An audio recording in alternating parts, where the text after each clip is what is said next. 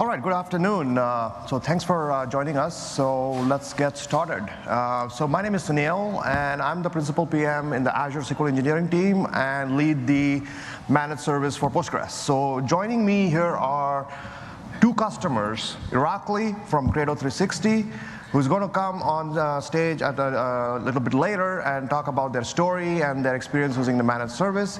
And similarly, on my left, I have Eric Spear, and he's also going to be joining me on stage to talk to all of us about his story and experience with using the managed service.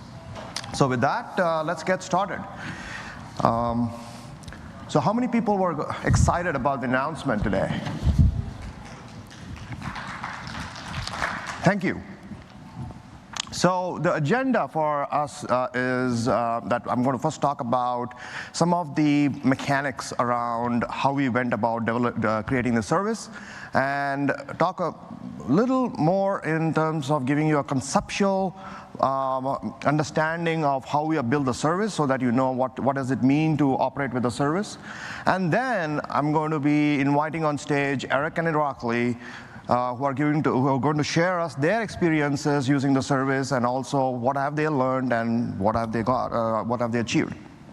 And then I'm going to conclude with giving you a little bit more insights on which regions were available. But if you're already been an eager monger, you have already gone to our website, you would have seen the links, and you know all the regions, then perhaps it'll go much faster. And then we'll leave enough time for our Q&A.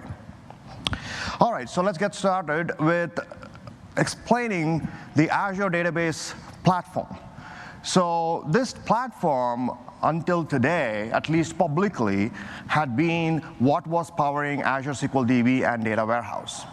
And today, because now we are adding additional services, that's more MySQL and Postgres, now we call it as a database platform services.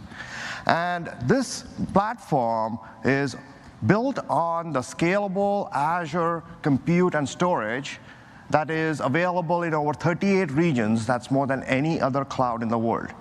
And as you all know, SQL DB is available in all those 38 regions.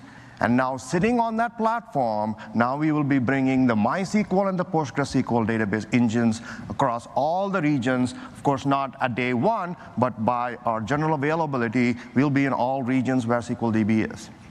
Now, as you all are familiar with, or may be familiar with, this database services platform that has been powering Azure SQL DB and the data warehouse has been built around three thrusts. It's intelligent, it's flexible, and it's a trusted platform. What do I mean by that? Let me talk about flexible. What I mean by that is now all the database services that you're creating are fully isolated. You have a guarantee of resources, and they are resource governed. That means when you create your server, you create your databases, that resources are guaranteed for you and not shared with any other instances. And then you can elastically scale those instances as the demand on your workload changes. And within this database platform is also got other managed services capabilities, all built as microservices within the platform. And that powers backup, automated backup, the restore, the point-in-time restore capability, the auditing capability, the threat detection, and much more. And it is intelligent, where today with Azure SQL Database, you already have performance advisors, database workload insights, etc. So all of these combined together that has been powering SQL Database and Warehouse, and now just simply extended to the community editions of Postgres and MySQL. And that is what we are announcing today. And this platform, what you also get is integration with all the rest of the app and the data services on Azure. And all those integrations are out of the box. So with that, let me go a little bit deeper into what do you really get with Azure Database for PostgreSQL.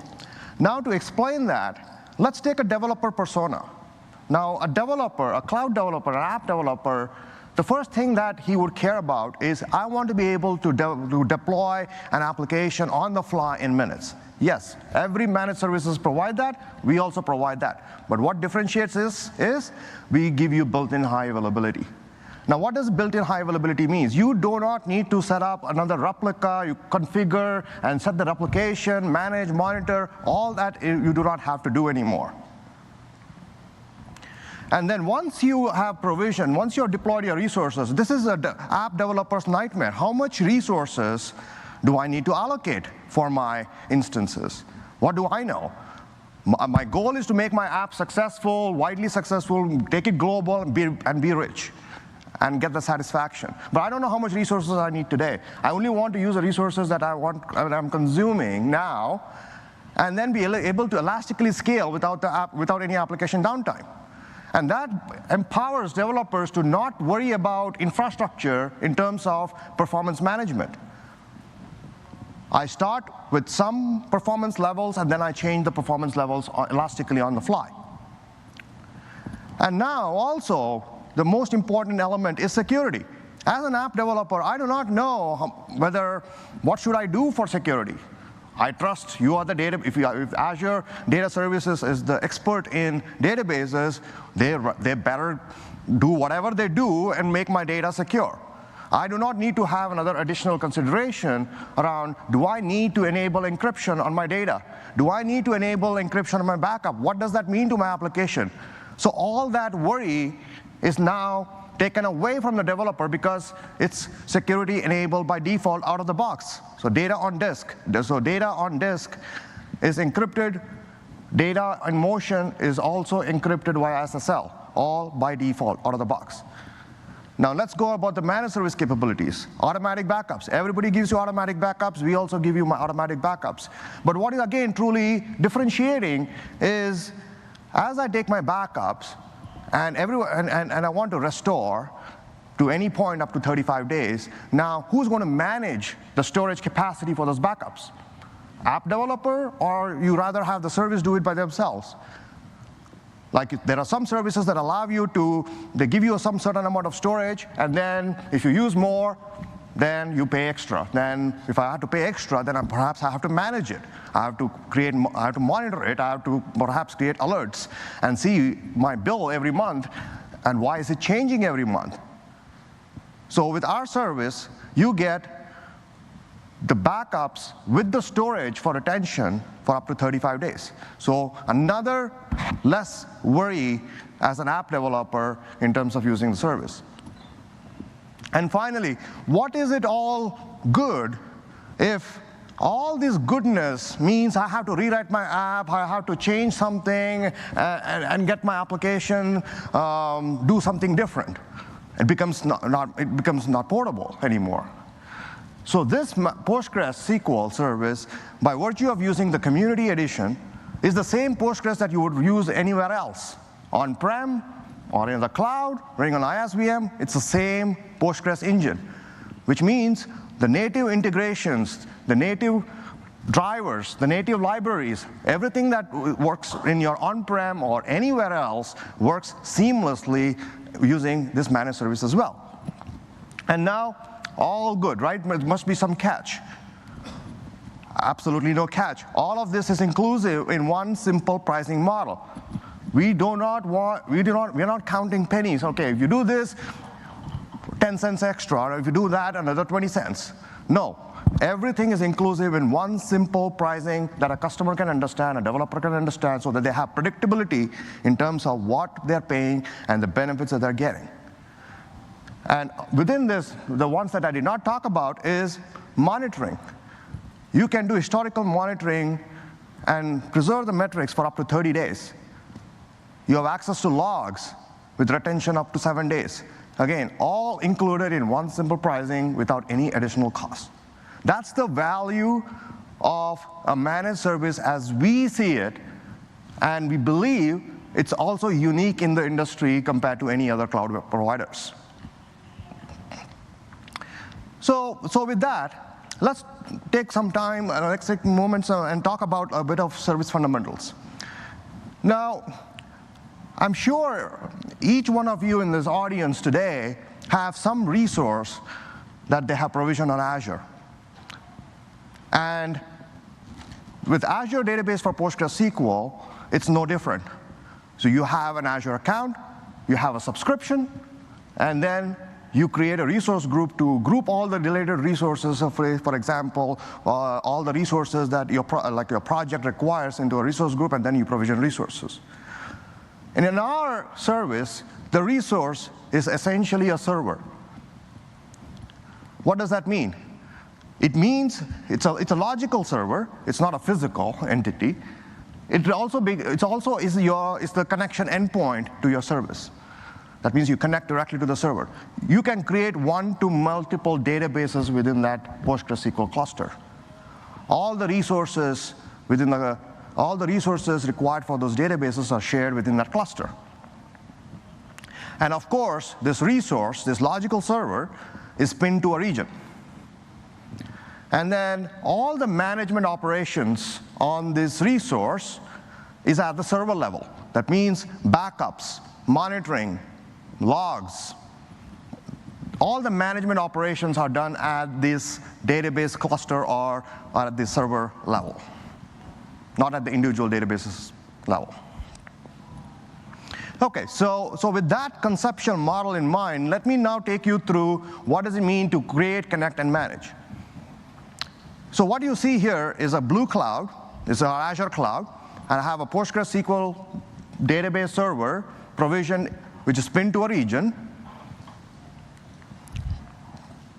And then what I show you is the Azure Database Management Service layer, which is our control plane. So all the requests talk through our management services layer, which is and the control plane, which is integrated into the Azure Resource Manager, or the ARM that you are all familiar with. So which means you get the integration with all the ARM APIs and the other and integration with other resources within Azure. And you can deploy it via an Azure CLI. We support Azure CLI 2.0. We support through the portal. Or you can use any third-party or open-source automation frameworks. Be it, you can use Terraform if you like. You can use Chef, Puppet, you name it. You can use your favorite management infrastructure tools and deploy and manage.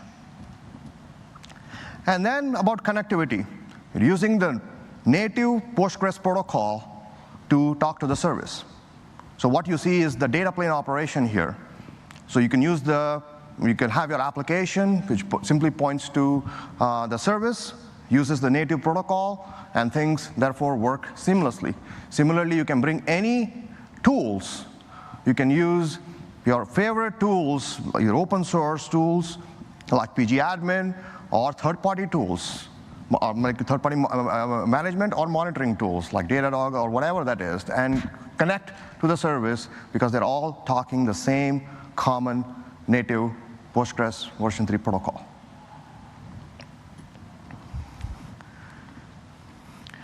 And now, let me talk a little bit more about the security.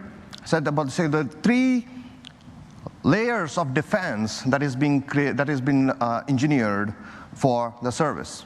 One is, of course, the usual PostgreSQL identity-based authentication. That means you create users, you create roles, and you manage your security, which is managed at the database level. And then we have our own services access control via firewall rules and every server that is created by default is secured, and then you have to enable the client IP addresses that can talk to the service. So that's the layer of defense you have. And then also, any client connections that needs to talk to the database server has to talk via SSL. But we also recognize that in the open source world, not all application frameworks support SSL as much as we would like. So we had to go create an option so that our service works seamlessly to where the developers and where the open source ecosystem is today, and optionally allow users to disable SSL. But it's an optional flag. It's enabled by default, but optionally you can disable it. And then, as I've already mentioned, All data on disk is encrypted by default, including the backups. So basically, these are all the different 3 layers of defense that is built into the service, and is also part of this relational database platform services that we have built that powers all the other Azure SQL and SQL Data Warehouse service. So now, as I've talked about the security and all the fundamentals, let me also spend a few minutes explaining the service tiers. So what do you get? What do you buy? So the service is organized very simply in 3 service tiers: basic, standard, and premium. All right, what is basic? Or when do I use standard and when do I use premium?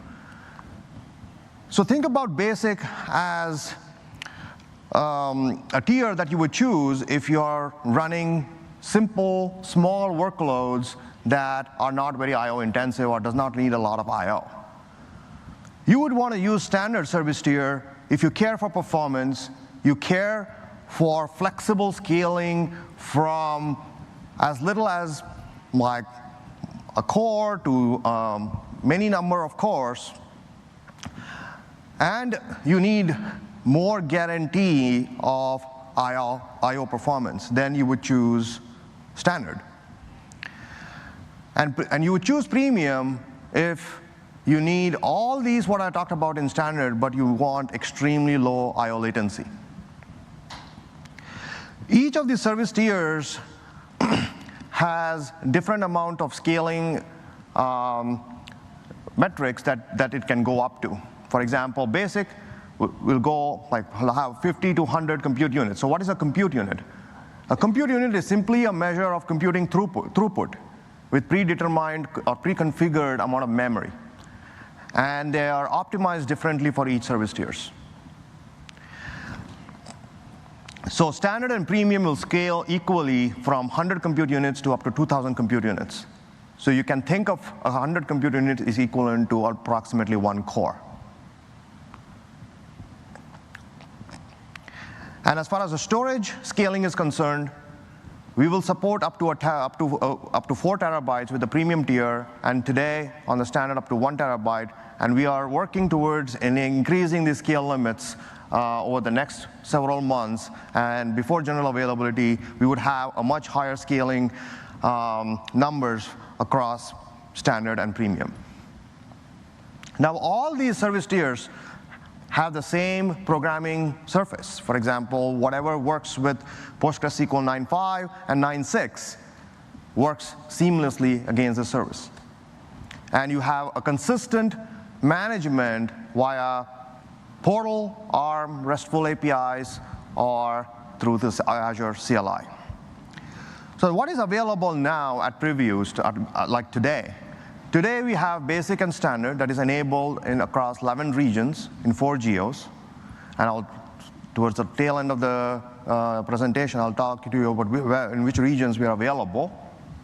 And we can scale up to 1 terabyte and up to 800 compute units.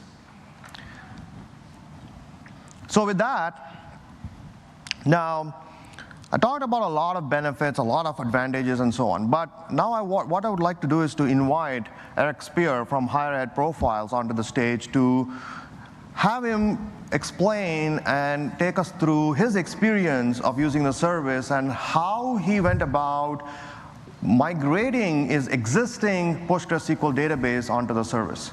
So with that, Eric, why don't you take it away? Thank you, Sunil. A couple years ago, some friends of mine who are higher education professionals and also IT professionals got together to form a company with a vision to instill a sense of strategic data-driven decision-making in colleges and universities. And by strategic data, I mean enterprise data about things like student retention rate, student graduation rate, incoming freshman SAT scores, these types of big picture trends that all colleges and universities need to make good long-term decisions. Now, colleges and universities have a lot of data in their databases about students, classes, scheduling grades, facilities, faculty. However, they often struggle getting that data out to their stakeholders. Now, there are a lot of tools out there that do this. This isn't anything new. However, for some of the smaller schools, and you can see my daughter is the CIO of a very small school, they really, even today, are still distributing that data using PDFs, using Excel spreadsheets. You'd be shocked in 2017, but that's the state of it because the typical enterprise reporting tools have a lot of barriers for these smaller schools. So, the cloud as a concept, of course, is kind of new in terms of the long-term time horizon of computing. And so when the cloud as a concept became available, we realized there's another way for schools, smaller schools, to achieve some of the same reporting goals that the bigger players have managed. And so we created a SaaS model where the colleges, our clients, upload their data to the cloud, and then we run an ETL process that enables the distribution of that data through their web browsers. When we first began on this journey, our team was composed mostly of professionals who had a lot of familiarity with the usual enterprise tools like Oracle, SAP, and the like. That was our default position. However, we realized we really needed to, again, from a value standpoint, keep our costs low, and those costs would be transferred onto our clients. And so we decided to go down the path of open source software. And actually, we were really excited as we got into it more and more that not only was it the right thing to do in terms of cost, but it actually accelerated our development time, because when you go into it with a vibrant community, with a rich ecosystem of components, there's a lot of things that are already built for you, a lot of help out there, and you really have a good, quick time to product completion. And also, if you're doing open source, you'll see that a lot of stuff is ubiquitous, and you have a lot of portability in where you bring your solution. In fact, we began on Amazon a couple years ago and moved to Azure without any problems because, again, we were using kind of industry standard components. Our Azure architecture, simplified, looks like this. We use blob storage so the clients can upload their data to our cloud system. They upload that securely. They upload that daily for enrollment data. Then we have the database. And this is what we'll mostly be talking about today, but we needed to use Postgres, and we needed, therefore, in Azure to build a Linux VM where we installed the Postgres cluster on top of that. Each client has their own database, all running in the same cluster on that VM. We're leveraging the web apps, again, because we want, as much as possible, to have someone else manage some of the details about all of these services. And so we've leveraged an app service for each client. We've leveraged an app service for the front-end files, the static files. And then we have an app service that handles the back-end, the communication between the client and the Postgres database. And we're running Node for that. Our components are rather typical. Our front-end is running Angular. The back-end is running Sales and, like I said, Node. And the back-end does some other magical things as well. All running in the web app service. And we're leveraging the things like continuous integration, the deployment slots, and all those other things that just make it easier for us. When you have a very small company, you really want to spend time adding value and not worrying about those other issues. So looking at the architecture, you can see the thing that we are managing every day is the database. We're responsible for maintaining the security patches on the OS and on the database. We're responsible for storage. We're responsible for making backups. We're responsible for tuning. None of our customers care about any of that. And for us, if we can get out of that business and instead focus on things, feature requests that the customer wants, that's a much better place to be. So, when we heard about the preview for the managed Postgres, we got right on board, and we wanted to give it a try. So I'm going to share with you the steps we took to migrate our existing Postgres database to the managed service. First, We use a portal to create the database service. It was very easy, just a few clicks. I know people always say that, but it actually is true in this case. Export your existing database using pgdump. That's a very common way for Postgres to export the data. Then, before you do the import, create the database on the managed service, and then create the users you're going to be having on that managed service. The last step to getting your database ready is to actually import the data. Just to show you what it looks like in terms of the connection string within our sales program, this is an example. You can see there's really nothing fancy here. There are two things I want to highlight. First, the username for the managed service, the username we created is web user, but you add the @ and the database name on the end, okay? That's one thing to be aware of. And then also you'll notice that we decided to keep the SSL equals true for obvious reasons, for better security. So, what were the results of our tests? You can see we were very happy. No, I have a little bit more detail. First, I say up here 1 day of effort, and it is true, the first time I did this, it took me 1 day. However, that's because I didn't know what I was doing. I've done it now a lot of times, and it actually takes, half an hour to migrate a single database onto the managed service. So it really is very easy. Another thing that's really cool about it, you've managed to do migrations from one system to another, and oftentimes you have to go in there and change your code to little quirky things to make it work. Really, the node stuff worked fine without changing our queries at all. All we did was change the connection string, and then it really worked fine. We didn't try out backup restore, but I can tell you again, I'm really looking forward to being able to have a managed service take care of the backup restore just the way Sunil described, because it's one of those things that you really have to make sure it's working, because if you don't do it and then it doesn't work, then you're in a real problem. And people say, why didn't you have it working, right? So, but you'll know about that. Performance was good.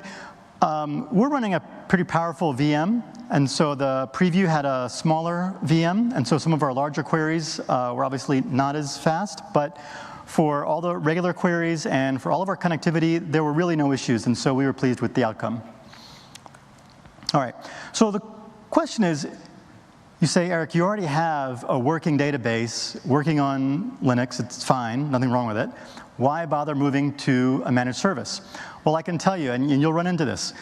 A few months ago, I had a customer who had a certain feature request that they wanted, and I realized the only way to make that work is if I leverage a new capability that was available in Postgres version 9.5, and I'm running 9.1. All right, well, okay, I can do an upgrade. I know how to do that. All right, so I'm going to start doing that, and I start doing that. And then I get halfway through, and it's, oh, your version of Linux is too old. You have to upgrade your OS. Okay, all right. I'm going to start, okay. Upgrade the OS in the cloud. It's not the funnest thing, but anyway, I'll do that. Upgrade the OS. I get about halfway through, and I ran out of disk space. You know what? None of that is fun. And if you can and none of that the customer is going to be excited about. They don't even know or care. So again, if you can get out of that, for a very small company, don't have the resources to do that type of management, if you can get out of that game and let the Postgres managed service take care of those updates, take care of those improvements, that's the best way to go. Secondly, one question we get a lot when we're talking to customers, prospective customers, is they hear the word the cloud and they get very nervous. Now, you can explain it to them as many times as you want that it's secure, but still they get very nervous. And the more you can tell them about how it's secure, and this is one of those ways, by talking about the database being very secure, that gives them another reassurance that their trust in you is not misplaced. Okay. All right. Thanks, Eric. So Eric wanted to actually give you a presentation on how his experience was, but I said I'm not going to settle for that, and whatever he just said, I want him to prove through a live demo that you can really do that. So that's what now Eric is going to go into the portal and show you how the live migration works. Eric? I'm ready. Yep. All right.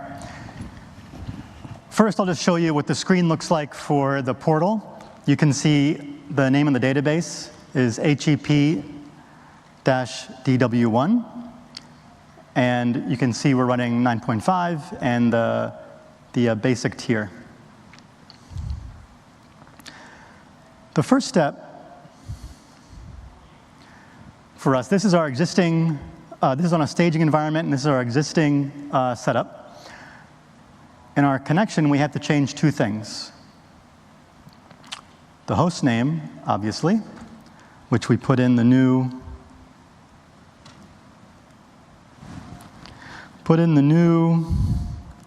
name.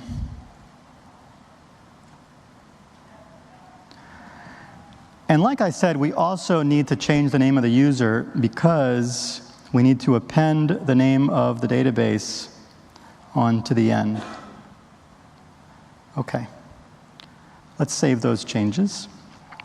All right, so that's all I needed to change for the Node application. It uses those environment variables in the program itself to access the database. Now let's look at the migration. I'm going to start with the end, which is the import. The import is a PSQL statement, and you pass it the result of a PG dump that I had done previously. Okay, so I've already dumped out my original data set, and we'll just start that import now.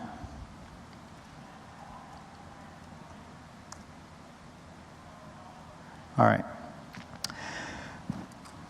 While the import is running, I want to share with you the script that I run to prepare the import. So in reality, I'd run this script first, but I'd rather have, in order for time, let the import run now, and then I'll show you how it works. So the script looks like this. Again, I create my target database. That's the first statement. Just for security purposes, I do some revoke statements on the public user and the public schema. I have two users in my system. I have a user that owns the objects, and I have a user that Node uses to connect. So in both cases, I create the users, and I assign the privileges. The next step, though, is something I wanted to highlight that really, I mean, those steps are common to any import and any typical Postgres import. This, however, is a little bit different for the managed service, and I wanted to highlight that. When we first built this on Linux, we owned the database. We were super user. We controlled everything, and so we could do anything we wanted to, right?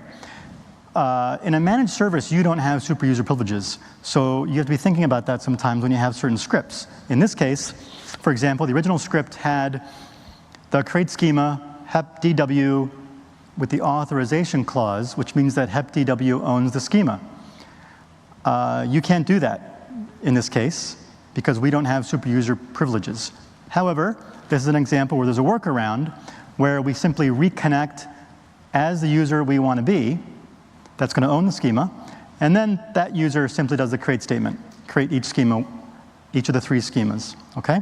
So that's just an example of some of the things to consider. Finally, secure the three schemas and run the import would be the last step. Let's see if the import is done. The import is done. So let's see if we can log in to the system. So this is the portal to log in to the application. And I'm going to log in as guest, which is open to the public. This is kind of their public fact book for this client. And now I can say, let's look at a report, explore headcount by term. So this is showing number of students enrolled by term over the past 7 years, it looks like. And then you could say, for example, we want to see that broken out by gender and, whoops, And then you can see it broken out by gender. So you can see it, really, no code changes required on the back end. You simply repoint your connection string to the managed service, and then away you go. And it's all working fine. Thank you, Eric. You're welcome. So what you saw here is not only how easy it was to migrate the database, but it was super awesome that he did not have to change anything to the application. And to protect his student data, he would leverage the built-in security features of the service. So he can just simply focus on growing his business and taking it to new levels and innovate faster. So now let me invite on stage another customer of ours, Irakli from Credo360, and learn from him how he is working to solve his problems and innovating on Azure and running the PostgreSQL service. So Irakli? Thank you very much, Sunil. Hello, everyone. Very excited to be here and tell you about Credo360 and how we're leveraging Azure and the new managed Postgres service. So first of all, what is Credo360? Basically, the idea for the company came out from my negative experience with a landlord I had. I was moving from New York to California, and the landlord in New York retained a very large portion of my security deposit, very unfairly retained it. And he basically told me, if you want to get it back, just go to court. And I was very frustrated. To be honest, the amount wasn't big enough for me to go to court, but I was very upset about it. And the thing that upset me the most is that I couldn't let anybody know to be careful with this guy, so you need to be extra careful when dealing with him. And there is really no way you can do that right now anywhere. So Credo360 was born out of that. Credo360 is a P2P review platform where you can figure out if you can trust somebody you've never met, you can see if people are credible, and then you can deal with people on the platform, chat, conduct transactions, and then at the end you can rate and review them, and they can rate and review you back, and that kind of feeds into your reputation. And then the best thing that we figured out is how to do it without sacrificing anybody's privacy and maintaining anonymity. So you can know if you can trust somebody you've never met, but without actually knowing who that person is. That's really great. One thing that we're not a marketplace. We're not trying to create another Craigslist or eBay or Airbnb or anything of that sort. We think your reputation should belong to you as a person, and you should be able to take your reputation from one platform to another, from one vertical to another, because it's your asset, and you should be able to leverage it to simplify transactions and dealing with people in the future. So once we decided to build that, we had to figure out what technology stack to use. And we're a startup, so we had a few needs. The first thing that we wanted to do is, because we're a small team, we wanted to make sure we can leverage the same resources on the front end and back end, swap engineers and help out. So we wanted to use the same language for both front end and back end development. We also wanted to make sure that we're doing it in a type-safe environment so we can catch bugs fairly early in the development process. And the next point is that we knew that this service is something that people, almost everybody really in the world needs. So we wanted to make it scalable right out of the box and make sure that it's built on a rock-solid foundation.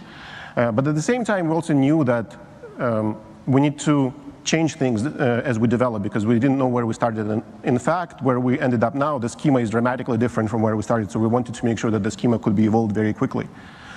Lastly, again, we're a startup, we're resource constrained, so we couldn't really rely on expensive solutions or tooling. So open source stack was a natural solution for us. So these are the solutions that we're using. On the back end, it's Node.js with Socket.io. We're using TypeScript to ensure type safety. Visual Studio Code is a really great development tool to use with TypeScript, and we're leveraging it a lot. For the database, we chose Postgres because arguably it's one of the best databases out there, very stable, great community support, a lot of features, and so forth. To make sure our schema stays flexible, we make heavy use of JSONB in the database, and that allows us to update schemas almost seamlessly. So once we had our technology stack, we needed to figure out where to host it, and we chose Microsoft Azure. And the primary reason was that everything that we decided to go was plugged in seamlessly into the services that Azure had. And there are just a couple of examples there. For example, deploying Node.js server with a Socket.io and continuous integration from GitHub. was really just a few minutes work. And then setting it up in such a way that it scales automatically, both on the Node.js, on the web server, as well as on the socket server, using Redis as a backend adapter was super easy, just a few minutes as well. The other benefits that come with Azure, Eric and Sunil mentioned them already, but it's basically, we don't spend a lot of time on managing infrastructure. There is a whole bunch of services out there that we can use within Azure to make the platform even more scalable and even more reliable, such as storage, CDN, cache, and so forth. High availability, reliability, and security are built in. And we're a global service. We have users from Philippines, Japan, Ukraine. So we want to make sure that we are able to reach them on a global scale, and Azure can provide that. All right. So this is a little bit about how our architecture is set up right now. We're using a lot of Azure services. Actually, it's just a subset. I couldn't put all of them on the slide. But at the core, there are web servers, stateless Node.js servers that can be scaled very easily. We use Azure Web Jobs to upload some tasks from the web servers. We use Redis cache. We use blob storage, CDN, and so forth. Before the managed service was available for Postgres, we used Postgres on a Linux VM. And in fact, this is the only kind of troublesome part of the architecture, in my opinion, where this is the only self-managed component. And being a self-managed component, there are a few challenges that come with it. Those challenges are around tuning, scaling, and reliability. Tuning, basically, we don't have the expertise. There is a myriad of parameters in Postgres that you can set up to make sure that you optimize for performance. We don't have the expertise to do that. It's difficult to monitor and figure out which queries are causing bottlenecks. And that really makes it difficult for us to create performant applications. In terms of scaling, there is really no way to dynamically scale the application. And we don't have the expertise or frankly the time needed to figure out how we can set up multiple read replicas. And in terms of reliability, we don't have hot standbys, and right now we do full VM backups, but it's, to be honest, not as seamless as I would like it to be able to do point-in-time restores. With managed Postgres, all of this problems go away. First, it eliminates the last self-managed component that we have in our architecture. Now we don't really actually never have to worry about the infrastructure. We don't have to worry about the OS, database versioning, and so forth. It easily plugs in, just like Eric showed, into our existing architecture. All we had to do after migration is change the connection string. And then scalability, high availability, backups, performance monitoring, come standard. You'll see in a second. It's really awesome how it is done in Azure. We can monitor our queries. We can scale things on the fly and so forth. So what this boils down to really is that we have more time to focus on our app. We don't want to spend time on infrastructure and management and so forth. We want to spend time on building features that people want and bringing people onto our platform. And that is what the managed service allows us to do. All right, thanks, Irakli. What you find here is that Credo360, for example, has bet on the Azure platform because he knows that he wants to scale his company globally. He's a startup, but his vision is to scale globally across as many geos as possible, and that when he does that, or he chooses to do that, he has Azure region available to go and scale. Irakli also highlighted the need for monitoring and performance and scale, right? He's a startup. He doesn't want to overspend on infrastructure. He wants to focus on today and making sure that whatever he's investing today is capable of taking him to where he needs to simply and flexibly and without much re-architecture or changes. So that is what we're going to do next, is we are going to demonstrate, or Irakli is going to demonstrate, and I'm going to be his puppet executing the commands on how he goes about doing and handling this in the managed service. All right. So what we have is we've set up a staging environment. This is the data and schema in the data that we use in test. Set up in a separate environment. And we have a front end written in Python that is going to run kind of actually already running a set of 5 queries in a loop against this staging environment. This is basically simulating the user load that a typical user would experience when they log in, retrieve their account information, browse the app, view their messages, view their contact list, and so forth. So basically, this is simulating user load that would be very typical. Now, with this is a new monitoring kind of tab within Azure, and we can see that at this level the load is super high. It's over 80%, actually close to 90% probably. And if I was in a self-managed Linux VM, I would be worried at this point because I don't know what to do. I need to shut down this. I need to. It's not a straightforward thing to migrate on a self-managed service. So in here, what we can do is just start scaling with a click of a button. So Sunil is going to go to a tab where we can now scale the database. And he's basically just going to double the performance or throughput of the database within a click. It's going to take a little bit of time, probably like around a minute, to scale the database. You can see if you go back to the shell, you will see how it's paused the connections. So now, while the server is scaling, it paused the connections. And while it's doing that, there is another neat capability. I don't want to be able to monitor this tab all the time to see if, where the server load is. So we can go and actually set up alerts on the server load. Very simple. Here are some alerts that are being set up. This alert says whenever the compute exceeds 40%, I think in this case, it will generate an alert and send an email, in this case to Sunil. So you can set up any kind of threshold here, and you can see how and when the threshold was triggered. Sunil received an email probably about the load here, saying, hey, this is the workload was over 40%. And that is like super simple. At this point, I can go and say, hey, workload exceeded a certain threshold. Let me go and now scale the operation. And by this point in time, you can see the scaling operation has been completed. So now it just resumed running the same queries in a loop. Almost no interruption at all to the clients and so forth. So it really happened within a minute. I was able to double the capacity of the database, and now I can serve the queries again and have the responsive and reliable app. All right, thank you. And hopefully you saw how simple it is not only migrate, don't change anything in the app, but then also be able to scale flexibly whenever your demand for the workload changes. So through the voice of 2 customers here, both startups, coincidentally, you see the common challenges, their pain points, which should be similar to anybody of you out here.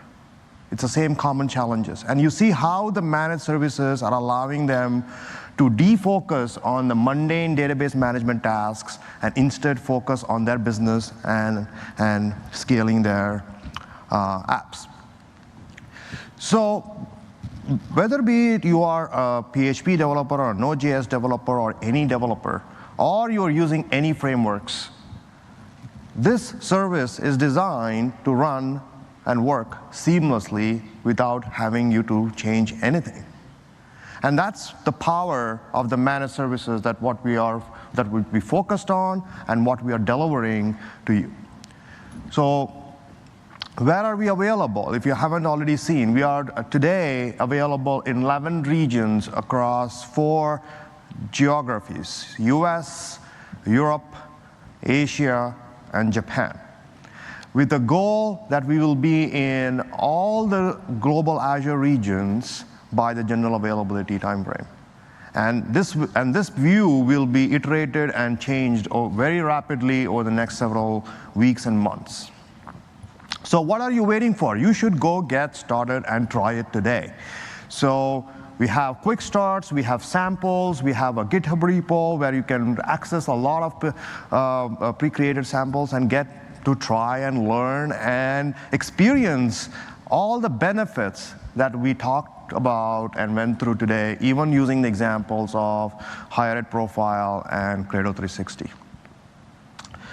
So here are a few call to action.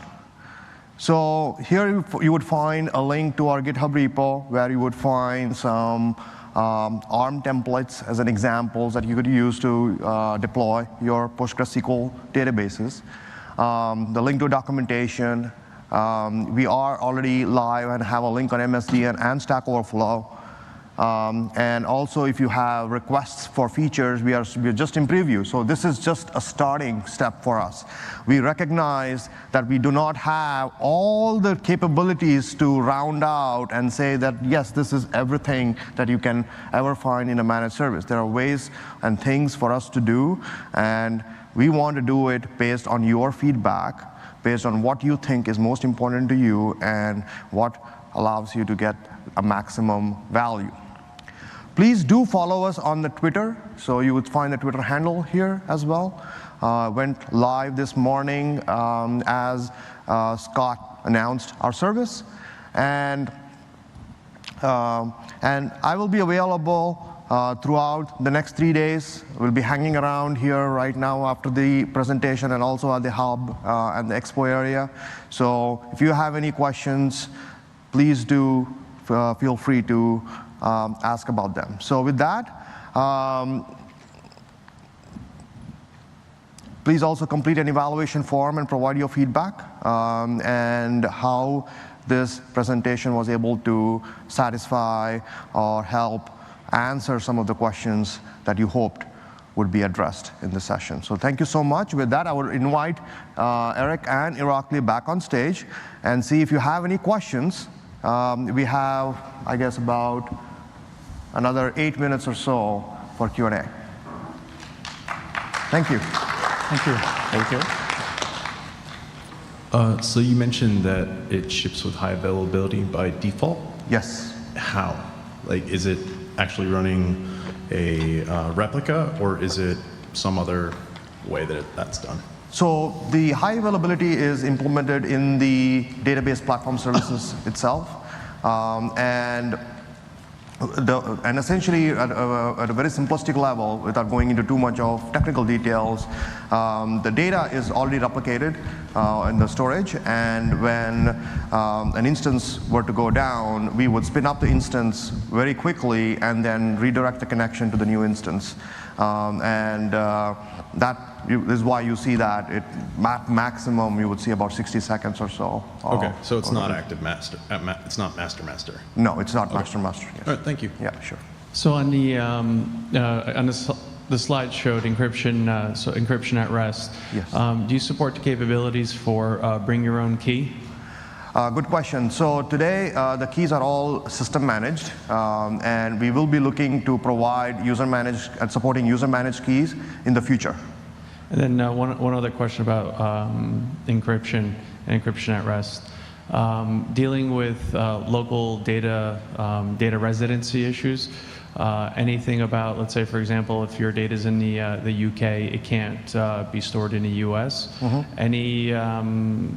Any like replication in specific, like anything to deal with that, with like replication from different regions and where to replicate and where you can't replicate? Yeah, so the replication is done using the same standard Azure geo-pair regions, which are already protected from making sure that the data sovereignty laws are taken care of. For example, our replication doesn't mean that we are replicating data from US to Europe. So it's in the same geo-pair regions that we'll be replicating the data to. Yeah, I probably didn't ask the question correctly. So let's say I have a database, a multi-tenant database. Mm-hmm. In that database, I'll have users that are coming in with data from, let's say, the US and non-US. Is there any way to intelligently know what to replicate or to replicate a multi-tenant database into different regions? No, we do not have that. We do not have that capability. Yeah. Yes. It's in preview now. What regions is it available in? Yes, so it's, I said it's available in 11 regions. So US East 2, yeah. US East, North Central US, UK, South Central US, not in UK today. Okay. And Japan East, Japan West, Southeast Asia, okay. East Asia. And then my next question. Sorry? Yes. In Europe, yes, North Europe and West Europe. We heard a lot this morning about how a lot of the machine learning and cognitive services are being built around Azure, Yes. and around SQL Azure and things like that. Can you say anything about sort of the time frame in which some of those similar services might start to get built around this storage technology? That's a very good question. So now that we just gotten started, all those integration is very important next steps for us. And as we are looking towards the next step of integration, we have a lot of opportunities. For example, integrating with Azure Data Factory, integrating with Azure Data Lake, integrating it with SQL Data Warehouse if you want to move data into the gigantic and maintain an enterprise data warehouse in SQL DW. So while all these integration points make a lot of good sense, we are keenly waiting to hear from what users and customers want us to do. Because it would perhaps be a while before, a while in the cloud is relatively small, but regardless, it's a lot of work for us to go and do all of that at once. So we want to make sure that the way we are looking at prioritizing is consistent with what customers are looking to do with the service. But yes, I mean, you can think about our approach starting with, say, Azure Data Factory, for example. I mean, that's a foundational service in the data. So we'd start and grow from there. Okay, thank you. Yeah, sure. You mentioned that I think you switched from AWS at one point, and I was just wondering if you would care to compare and contrast. I would say, again, because all of our technology was open source. We weren't leveraging anything necessarily specific to AWS, so it was an easy move to Azure. Now, once we landed on Azure, we decided to investigate and take advantage of some of the managed services like the web apps service and the app service plan. So we've been pretty pleased with how that worked out. And otherwise, from the users, the customers had no idea. They don't know or care what's on the back end.